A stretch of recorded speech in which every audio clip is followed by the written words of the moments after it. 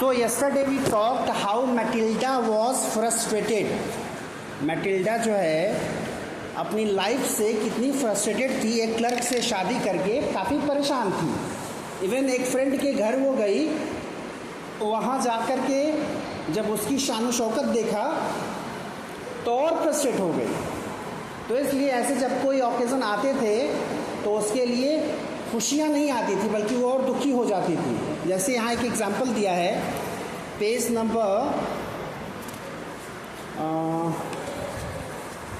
39, यानी पहला पेज ही जो है 39 पर एक वर्ड है, लास्ट में एक लाइन है, one evening her husband return elated bearing in his hand a large envelope. Envelope को अंडरलाइन कर लो। एक एनवलप लेकर के आया। वो एनवलप क्या था? उस एनवलप में एक इनविटेशन था। देखो इनविटेशन का फॉर्मेट भी यहाँ मिल जाएगा, अगले पेज पर आओ, जो बोल्ड में लिखा हुआ है। एक इनविटेशन है इन दोनों के लिए। The minister of public instruction and madame Georges Ramponneau ask the honour of mister and, क्या है यहाँ देखो, एम लिखा है, एम आर नहीं लिखा, लिखा है एम। एम का मतलब मॉन्श्योर, मॉन्श्योर का मतलब मिस्टर, और एम एम ई लिखा है, इसका मतलब मदाम। मदाम यानी मैडम, ये फ्रेंच वर्ड है, मॉन्श्योर और मदाम, सर और मैडम के लिए, ठीक है। Loisel's company Monday evening January 18 at the minister's residence. ये देखो बहुत छोटे में इनविटेशन कैसे दिया जाता है, इनविटेशन कार्ड, वो परिणय सूत्र बंधन और पता नहीं क्या क्या जो तमाम देखते हो, बड़ा बड़ा, कोई 5 रुपया का कार्ड है तो कोई 50 रुपये का है तो कोई 100 रुपये का है। तो उन सब खर्चों से बचते हुए एक छोटा सा कार्ड छपवाओ और ऐसे ही 4 लेटर अंग्रेजी में लिख दो, हो गया इनविटेशन। तो इनविटेशन कार्ड का जो फॉर्मेट है अंग्रेज़ी वाला वो यही है, ठीक है। क्या करना होता है, कौन बुला रहा है ऊपर लिख दिया, किसको बुला रहा है वो लिख दिया, कब बुला रहा है, डेट क्या है और वेन्यू क्या है, जगह क्या है। तो इन दोनों को, हस्बैंड वाइफ को इनविटेशन आया था, और जब इनविटेशन आया था तो इसका जो रिस्पॉन्स है कैसा है, देखो तीसरा paragraph, she looked at him with an irritated eye and declared impatiently. उसकी आंखों में इरिटेशन है और वो इम्पेशेंट है, यानी धैर्य बिल्कुल नहीं है, गुस्से में है, फ्रस्ट्रेटेड है। क्यों? क्योंकि वो पूछ रही है कि इनविटेशन है तो खुश हो जाऊं मैं, क्या पहन के जाऊंगी, ऐसे उसके पास कोई कपड़ा ही नहीं है।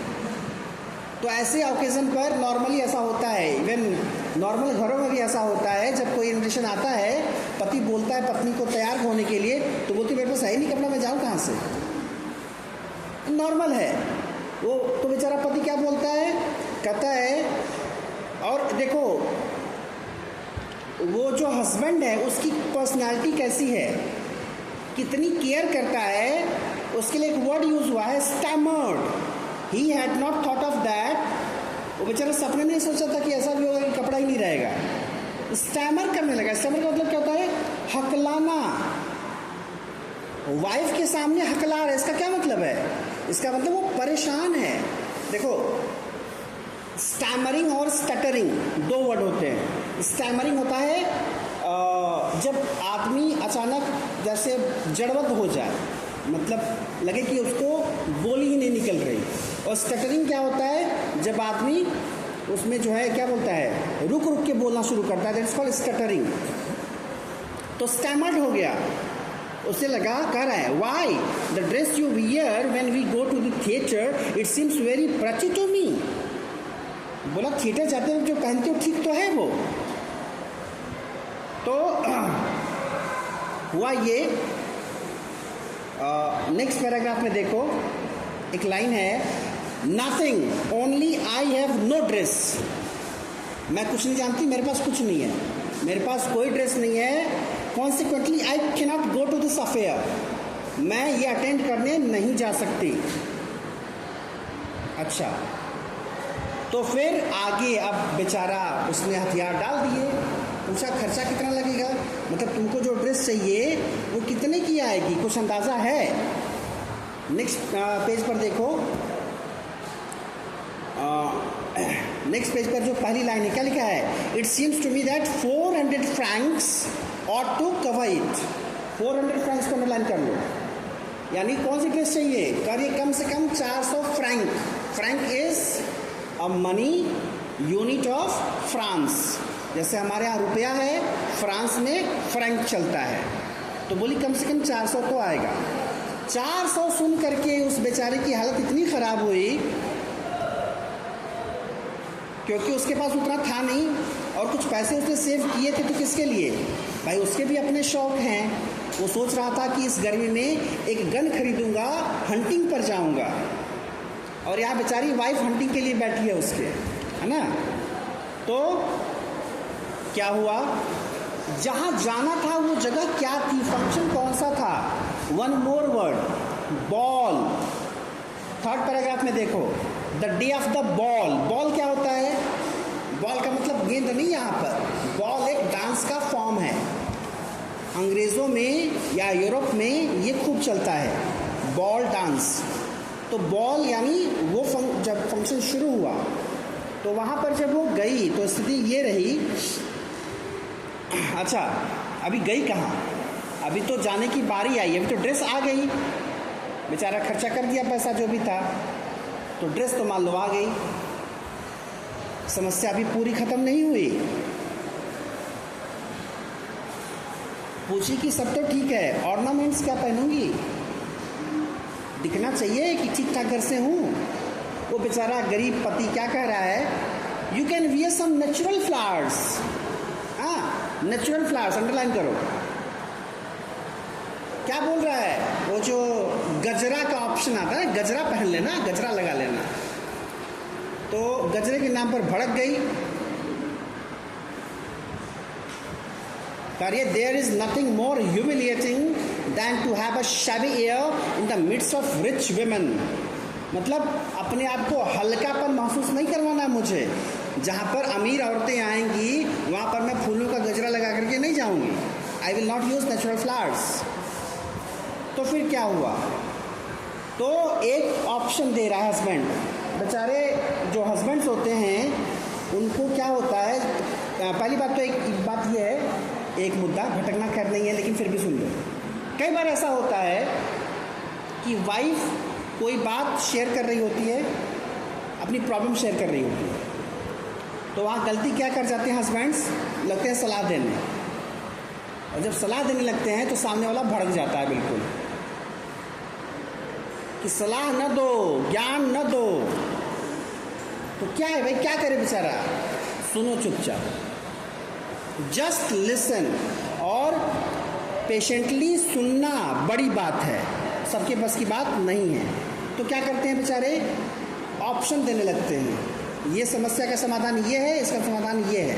जैसे देखो, पहले नेचुरल फ्लावर का समाधान दिया, परेशान हो रही है अकेले, वो नहीं सोच रही, क्योंकि सोचने का जो ठेका है एक बंदे ने ले रखा है, उसको किसी तरह से उसको सही करके ले जाना है।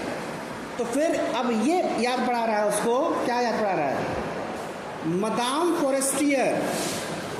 देखो एक लाइन है इसमें, then her husband cried out करके, उसमें एक वर्ड आया है MME फॉरेस्टियर, यानी मदाम फॉरेस्टियर। कौन है ये? ये उसकी एक फ्रेंड है जो काफ़ी रिच है। तो हस्बैंड को याद पड़ रहा है, वो तुम्हारी अमीर वाली दोस्त है ना एक, उससे उधार ले लो। और तो क्या किए ये लोग? गए उसके पास, वो जो रिच वुमेन है उसने क्या किया? Choose my dear. देखो अगला फ्रेज, जो पैराग्राफ शुरू है द नेक्स्ट डे से, उसके लास्ट में लिखा है चूज माई डियर, यानी उसने सारी चीज़ें सामने ला करके उसको रख दी और बोली कि इसमें से जो पसंद आए तुमको ले जाओ। तो पहले तो बहुत सारी चीज़ें दिखाई, तो वो लड़की ही क्या जो एक चीज़ में संतुष्ट हो जाए? जैसे होता नहीं, वो एक मजाक बनाते हैं सब कि वो तमाम जो चीज़ें अलग अलग कलर में आती हैं, है ना? जैसे मान लो कि ये भी कहा जाता है कि जैसे ग्रीन हमारे लिए क्या है, ग्रीन या रेड, रेड हमारे लिए एक ही होता है, लेकिन लड़कियों के लिए वो रेड, उसमें भी कई सारे फ्लेवर्स आ जाते हैं। ये कम वाला रेड है, ये ज़्यादा वाला रेड है ना। या कभी कभी मतलब मजाक कुछ इस तरह से बनाते हैं, जैसे मान लो नील की बात कर लें। नील क्या होता है जो कपड़े में डालते हैं? नील का रंग क्या होता है? नीला होता है। तो मान लो कोई लड़की बोले कि ये दूसरे कलर में अवेलेबल नहीं है नील, बात समझ में आ रही है? ये एक मीम बनाया जाता है जब, तो ये कहा जाता है कि मतलब वो उसमें भी रंग ढूंढेंगी जिसमें रंग फिक्स हो, उसमें भी उनको दूसरे रंग का चाहिए। क्यों? क्योंकि they can not be satisfied very easily. तो ऐसे लोगों को कहा जाता है फास्टिडियस। फास्टिडियस कौन होते हैं? जो आसानी से संतुष्ट न हो। मैंने आज तक तो नहीं देखा किसी को, कोई ऐसी लड़की हो जो किसी दुकान पर जाए और सामान कोई दिखाया जाए और तुम बोले हाँ यही बड़ा ठीक है। पहले कोई सामान आएगा सामने, उसके बाद क्या होगा? बोले कि भैया और नहीं है, और कोई ऑप्शन है तो दिखाइए, और कोई और किसी कलर में नहीं है। बहुत रेयरली ऐसा होता है कि कोई सामान सामने आ जाए। अच्छा, हम लोगों के साथ दिक्कत यह है कि हम किसी दुकान पर जाते हैं, हमें लगता है बेचारा परेशान हो रहा है, दिखा रहा है, कुछ ले ही लेते हैं। ये सब इतनी खड़ूस होती हैं कि वो जाएंगी वहाँ पर, नहीं पसंद आया ना क्या, हाँ मैडम दे कुछ, नहीं भैया कोई पसंद नहीं आया रखिए। ठीक है, हालांकि ये होना सही है। मतलब एक नज़रिए से देखोगे तो ऐसा लगेगा कि सामने वाला थोड़ा सा निर्दयी टाइप का है, लेकिन गलत चीज़ लेकर के अफसोस करने से बेहतर है कि साफ मना कर दो। हालांकि ऐसे में कभी ऐसा होता भी है कि कोई एक बंदा जो था उसको काफ़ी कुछ कठिन काम दिया गया, तो उसने आसानी से कर लिया। तो उससे पूछा गया कि तुमको इसका तो अनुभव नहीं था, तो तुम कैसे बड़े धैर्य के साथ ये सारा काम कर लिए? बोला दरअसल मैंने साड़ी की दुकान पे काम किया है कुछ साल तक। साड़ी की दुकान पे काम करने का मतलब, मैंने देखा है लोगों को, ग्राहक आते हैं, 2-4 साड़ी बेचारे खोल खोल करके पसार रहे हैं, देखे जा रहे हैं, पसंद आया नहीं आया, वो 10 पसार दिए, 10 के बाद अगला बोल रहा है ना पसंद नहीं आया, रखिए।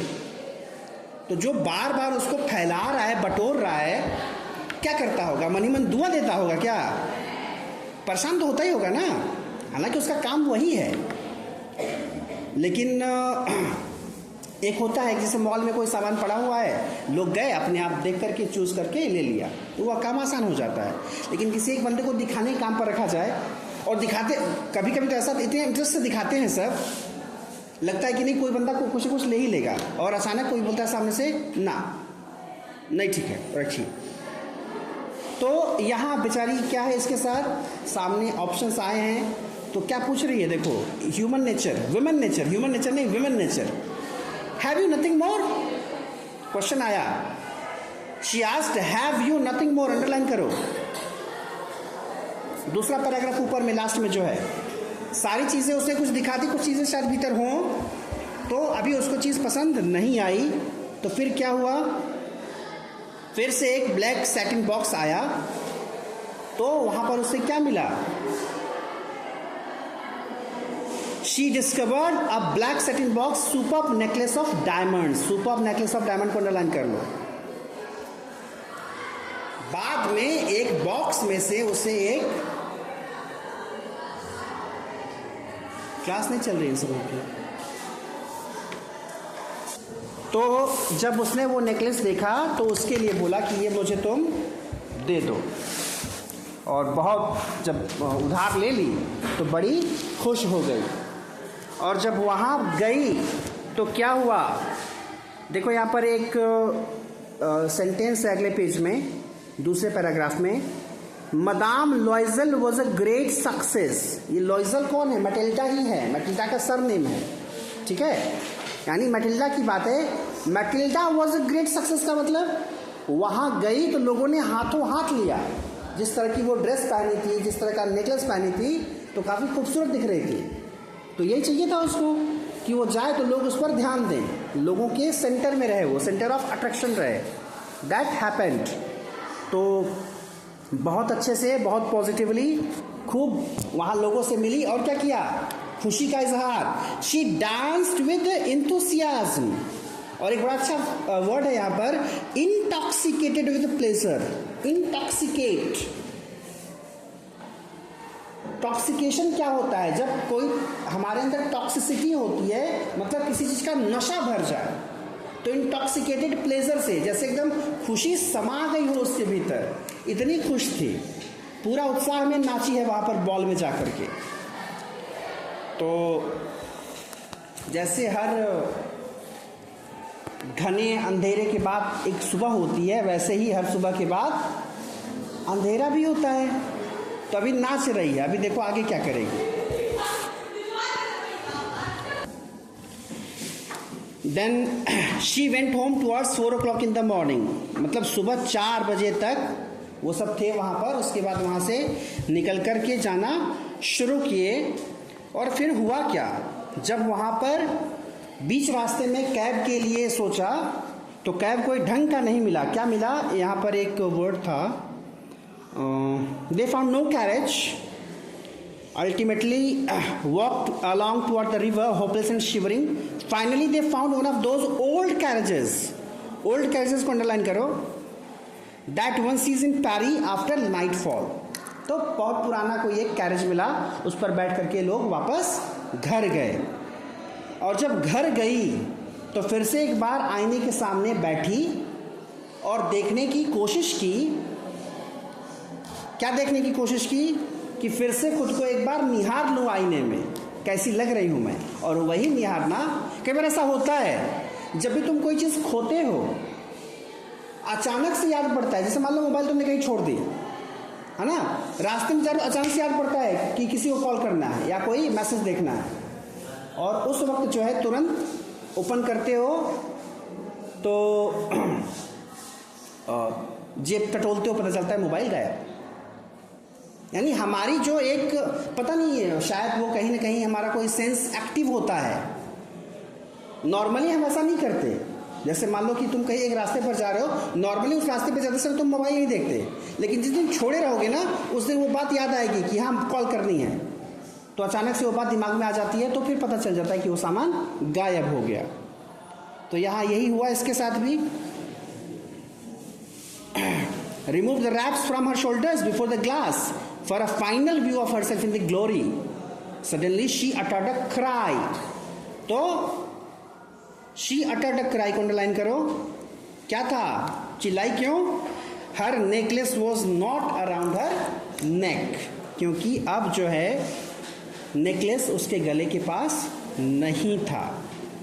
तो अब नहीं था तो कहा जाता है कि भोजपुरी में कहावत है कि थरिया हेरा ले तो हड़िया में ढूंढा ले, है ना। यानी थाली गायब होती है तो कलश और मटके में ढूंढी जाती है, जबकि मटके में क्या थाली जाएगी? नहीं जाएगी।